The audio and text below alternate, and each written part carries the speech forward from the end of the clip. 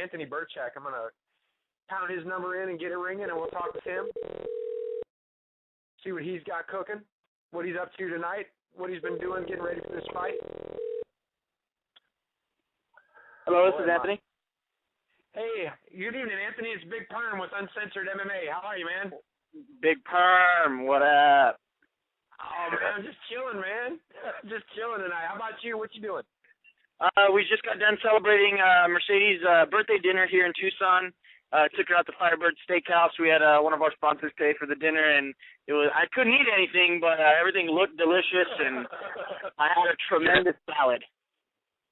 Oh, yes, brother. Well, listen, before we get rolling, I got my co-host with me, Dave the Butcher Clifford. Dave, are you there, bro? Absolutely. Welcome to the show, and I'm really happy to get to talk to you, just a few days before you step into the steel, man. Yeah, man, it's been such a long time. I've already done so many interviews leading up to this fight, and it's like, I said it last night, all the talking's about to be done. This is walking week, so, I'm looking forward to Friday. There's going to be a lot of electricity in Shaw Conference Center, and I'm proud to say that, me and Benoit get to kick off the bantamweight division with, one of the most explosive fights of the night. Oh, nice. It is Benoit, huh? Yeah, he pronounces it Benoit. Jeremy was right. I was like, no, dude, it's got to be Benoit. It's way up in Canada. That's all right. At least I know we got it right now. Hey, we almost fucked that up. You just did your opponent a favor, homie. Oh, I don't care. Benoit. I'm sure they're gonna call him Benoit when we get to Canada. The French obviously pronounce it that way, and I think maybe he pronounces it Benoit after the tragic incidents of the WWE wrestler. But I don't know. Who knows? Who cares? Yeah, fuck well, it. Listen, Don't matter. So, I know over the last couple of weeks, there's been kind of a little battle of words on Twitter, and back and forth between you guys and have fun with this. And you had mentioned, also doing a bunch of radio interviews, and that's the one thing I noticed with the MFC is they do a great job at promoting and hyping the fights. The fighters are very accessible, and you guys are always a blast to talk to. I just, the week before the fight, how busy are you, doing all this stuff? I'm super busy, man. It's been 2 interviews in a day, one interview right after another. I'm trying to figure out time zones, with everybody to make sure that I'm calling in at the right time or I'm getting called at the right time. I'm not in the gym or, in the sauna at that time. So, it's been kind of hectic, you know what I mean? But this is part of the fight world. If you want to be in part of the fight game, you got to get used to it and kind of just roll with it. You know what I'm saying? Well, yeah, and just news that just came out a little earlier today. The UFC, they fined Anderson Silva 50 G's for being a no-show at a media event. And I know Pavlich and Zur and those guys wouldn't put up with that kind of shit at all. And you guys do a hell of a job, man. I commend you on that. Well, yeah, last night my opponent decided to blow off a radio interview, and I think one of the other guys decided to blow off a radio interview, and once you do get behind the spotlight and, this is part of the business. It's, selling the fight, getting people to know who you are, building a fan base, not just only as a fighter, but, having a personality, someone that can relate to you, you know what I mean? Not just because you're a fighter, everyone can relate, but the fact that, I got family problems, I got, family things, I'm family-oriented, business stuff. Everyone can relate to something different. And, I'm having, we just found out last week that I'm having a baby boy. So, I know, and I know my opponent's having a baby girl. So, aside from that is, that's cool to announce that to the world. You know what I'm saying? I'm really proud to announce, I can say that I announced, the birth of my child while I was, pumping, getting steam up for MFC 37. I think it's pretty cool. Oh, yeah. Yeah, absolutely. My daughter turns 1 year old tomorrow, man. Awesome. Well, happy birthday to her. Yeah, thank you very much. I'll tell little Stella that you said that too, man. Yeah, it's Mercedes' birthday today, and then our daughter Jaden's birthday on the 9th, my birthday on the 16th. So we got tons of bulls in the house, so a bunch of Tauruses where we're at. Yeah, a lot of my children are Tauruses, but I got 5 children, and three of them are Tauruses, man. That's crazy. Your house must be just like mine, a giant war zone. Yeah, it can be. I mean, when you get them all together, it's like that. It's pretty cool too. It's a rewarding life I've had here. Oh yeah, definitely. Out what to do. Definitely. So, I think. Yeah. Sorry. Go ahead. Well, I was going to say, you just mentioned that, as not just as a fighter, but as a person, you try to come up with things, or not come up, but you just try to figure out what you should share to make and differentiate yourself and to create a camaraderie with the fans of this sport, which are known to be fickle and are known to be harsh. What is it about you? I mean, what are some things about you that you share with the world? Now that you've had all these interviews and you're on your last fucking few of them, what are the things that you've learned about yourself that does endear you to people who like to watch you fight?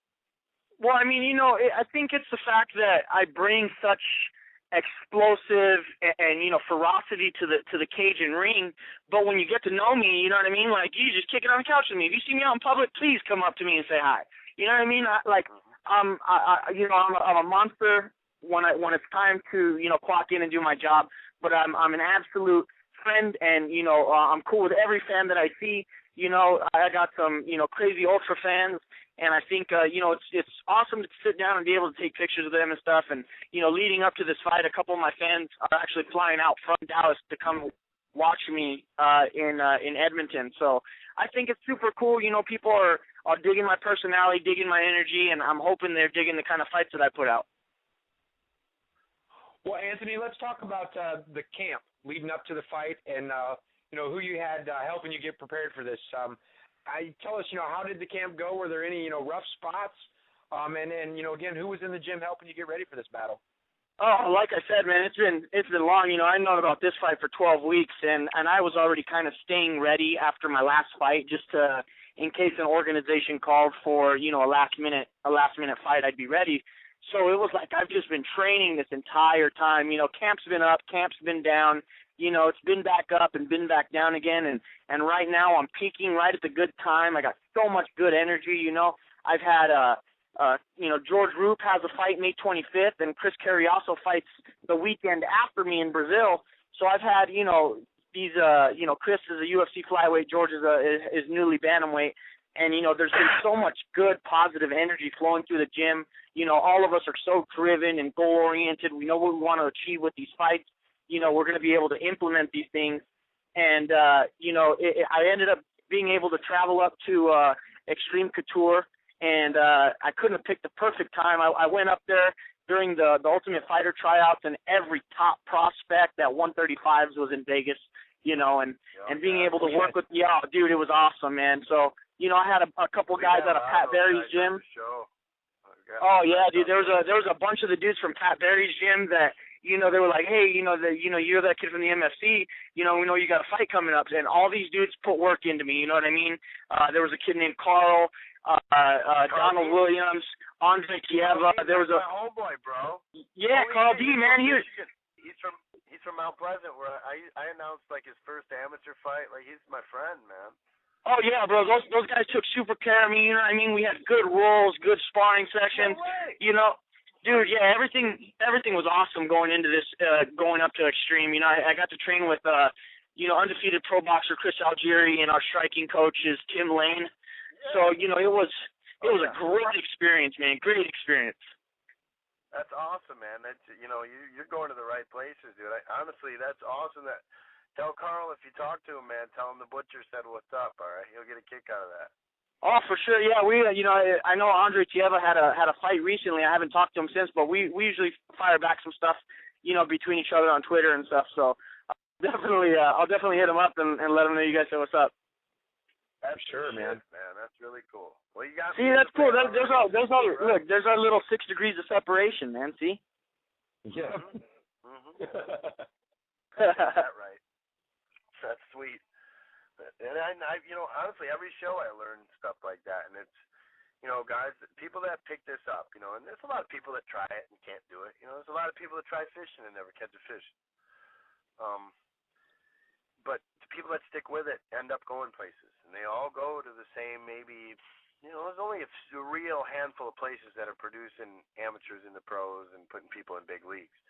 And so when I hear about friends of mine that intertwine with people that I interview, like you, we're really the only way we got in touch with you is because we've had, Mark Pavlich on the show, and he was a lot of fun, and we like to watch your guys' fights now. So it's become, and not to mention Scott Zur as well.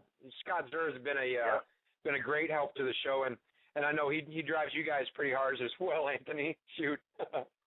Oh, and like the thing is like between Scott and Mark, it's been such a cool experience with these guys. Everything they do is so passionate and goal driven. You know what I mean? Like I'm proud to say I'm part of an organization that has the leaders that are like that.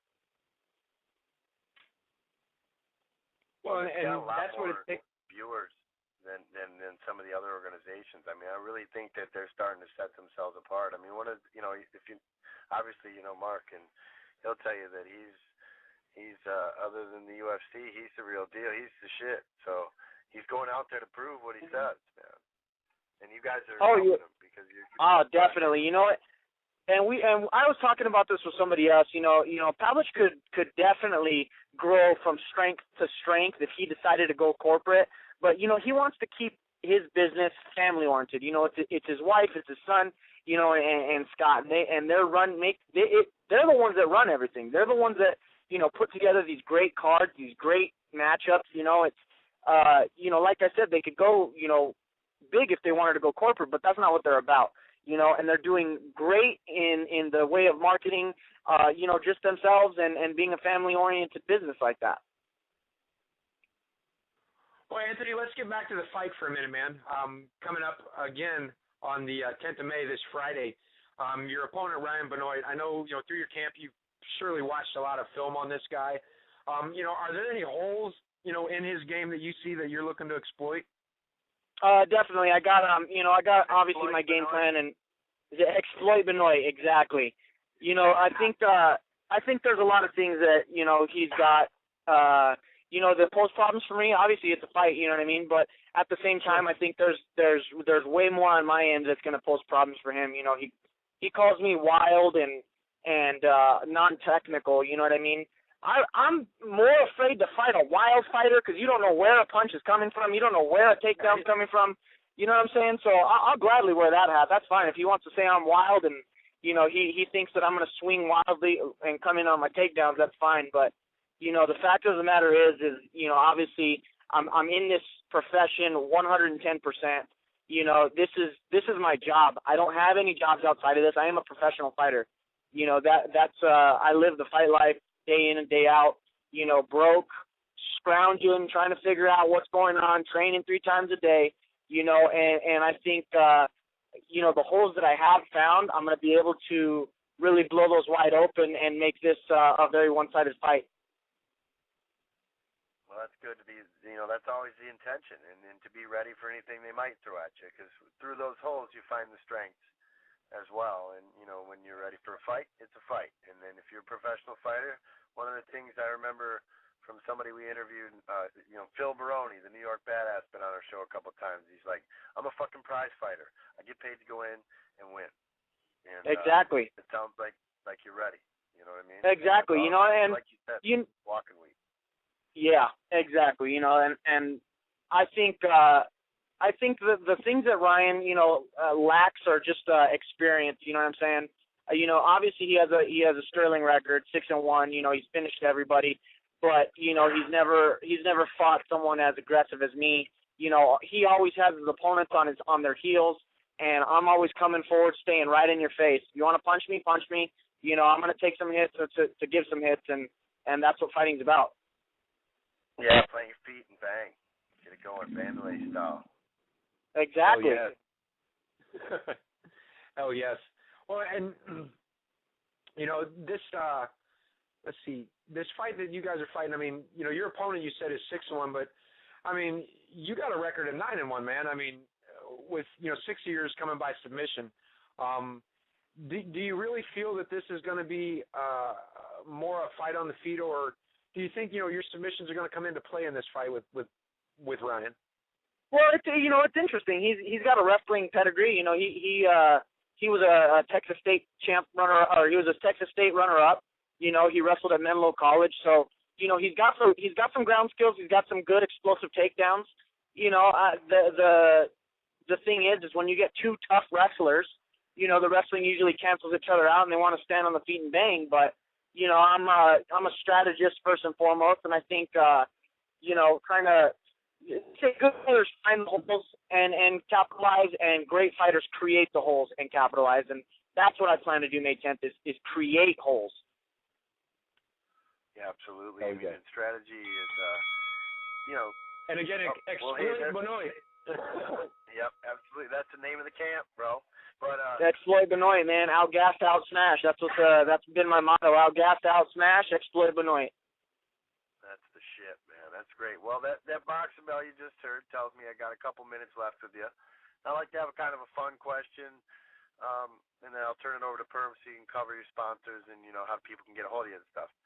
Sounds good. If there was tag team MMA, and this can be open weight, who would you pick as a partner, and who would you pick as your opponent?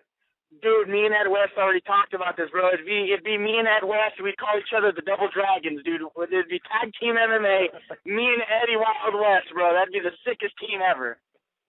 Hell yeah. So who do you guys want to fight? Who would me and Ed West fight? Dang. I think Eduardo Dantes and Dominic Cruz would be a cool matchup. Sweet. Boy, that'd be some fast action. That'd either be the longest dance you saw or the quickest finishes. No shit, man. Awesome. Well, listen, Anthony, we got, I don't know, maybe 30 seconds or a minute left here. I just wanted to give you the last little bit of time, you know, to throw shout-outs and thanks to your sponsors, and just tell the listeners, you know, how they can get in touch with you and follow along. For sure, man. First and foremost, I want to thank my team and family at Apex MMA, you know, Ed West, George Roop, Michael Parker, Fred Lux, Laser Lenny, who's been doing my nutrition and strength and conditioning, Joey Rivera, the owner of the gym. If it wasn't for him, I wouldn't have a place to train, you know. And then I want to thank Rise Combat Sports, UFC flyweight Chris Carriasso has been a huge addition to this camp. You know, I wouldn't have been able to do it without those guys. I want to thank Kimura Wear out there in Canada for backing me with the gear on this fight. Contract Killer Clothing, they've been, you know, my sponsor, my clothing sponsor, main clothing sponsor, you know, for the last couple fights. I want to thank Mentum Eyewear, Zyphos Training and Tactical, and Mike at Exclusive Customs out in Las Vegas. Oh, and sorry, and she just yelled at me. Mercedes White at Luther Elite Sports Management, Luther Elite MMA Sports Management. Go to LutherEliteMMA.com, check out our website, check out our fighters, and check out all the interviews and news we got going for the Luther fighters. You heard him. Check it out. Go there now. Do it. Yo, follow me on Twitter. Follow me on Twitter at Birchak MMA. I'm super interactive with my fans. Anytime someone tweets me, I'm tweeting right back. Go to the Facebook fan page, facebook.com/Anthony Birchak. Click like and stay informed on all the MMA, MFC news that I got coming for you guys. Hey, well, listen, Anthony, for me, my co-host Dave, and my producer Chris, we just really want to say thanks to you, bro, for taking the time out tonight, and especially now knowing that you were out to dinner with the family. A super big thank you for taking the time to talk to us tonight, and we wish you best of luck with your fight coming up this Friday night, man. Awesome, guys. Thank you. I appreciate you guys having me on. Hey, you're quite welcome, brother. Take care and have a good night, sir. All right, take it easy. Bye-bye.